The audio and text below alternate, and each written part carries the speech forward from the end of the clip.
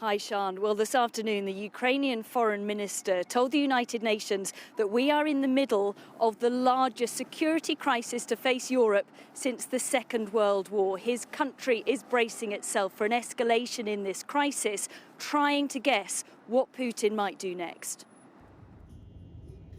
On the deserted roads in Donetsk, one of Ukraine's two breakaway regions, are these the Russian military vehicles that prove Putin's invasion has begun? The pictures aren't verified, but Western leaders have drawn their conclusions that he is on the attack. Yesterday, his parliament approved Putin's request to deploy troops beyond Russian borders. Today, a national holiday in Russia to mark armed forces past and present, the president had this message for his people. Our country is always open to a direct and honest dialogue and ready to search for diplomatic solutions to the most complicated issues. But it's not time to talk now. The US has called off a meeting planned for tomorrow after Putin recognised the two separatist regions. It defies logic, President Biden said, to think military preparations like these on the Russian border aren't plans to start a war. And the Ukrainian president, today signing a joint statement of support with his Lithuanian and Polish counterparts, is calling for more help.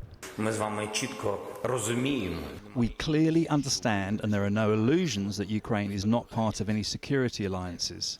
It's not part of anything. We are self-defending ourselves with the support of our partners. But it's Ukrainians who are dying. That's why Ukraine needs clear and precise security guarantees immediately. In the capital, Kyiv, 400 miles from the military movement and the shelling, plans have been approved to declare a state of emergency. Army reservists will be called up. In a city square, I meet Andrei, a 30-year-old who has never handled a gun before now. I'm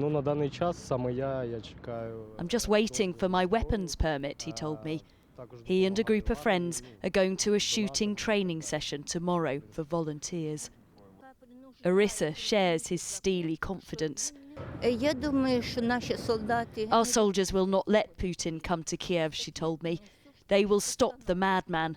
I think this time Europe will let Putin know he must obey the law. Western leaders are united in telling the Russian president, increasingly loudly, united too in fearing the worst. And Tessie, you've spent the day speaking to people there, as we heard. What else have they been telling you about just how they're feeling at the moment? Sian, I spoke to one woman who told me they might be many miles away, but I feel like they are attacking my land, my home, my family. And what she went on to say, I think, is echoed by so many here. She said, I'm calm, I'm not panicking, but I am furious and I'm taking action. So she, along with others that I've spoken to, has a bag packed in her home with clothes and medicine in case she needs to leave. She has sought out local shelters in case there is an attack. And her family, like Andrei, who you heard in my report there, are looking to find some weapons in case they need to defend themselves. So on the surface here in Kiev, things seem very normal. Below it, it is anything but.